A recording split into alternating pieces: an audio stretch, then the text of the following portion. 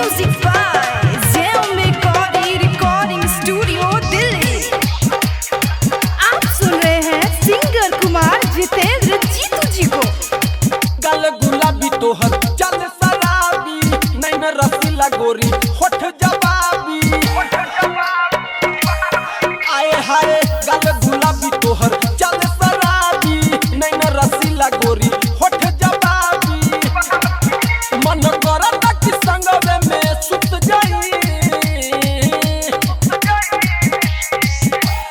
चुम्मा चुमंती धारा धरंती चोली फड़ंती नमः। लेके अभी ये दलानी में घुस जाई तोहर चढ़ल जवानी चुस जाई। लेके अभी ये दलानी में घुस जाई तोहर चढ़ल जवानी के चुस जाई।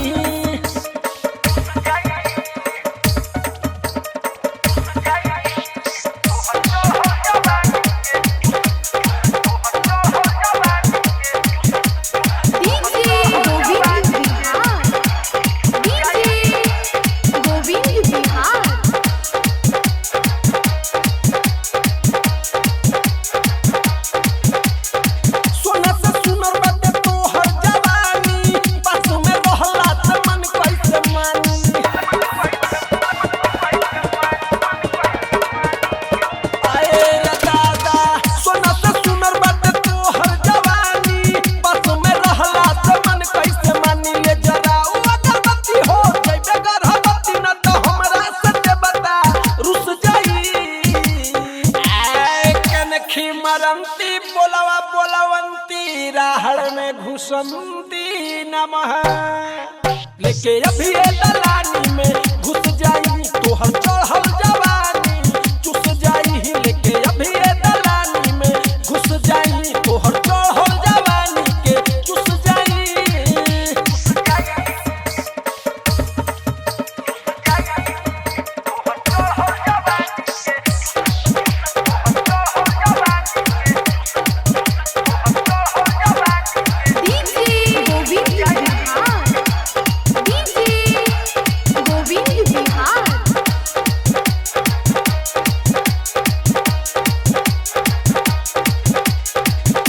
जितेंद्र के माना तू बात हो, ले ला मजा रानी काटी लड़त हो।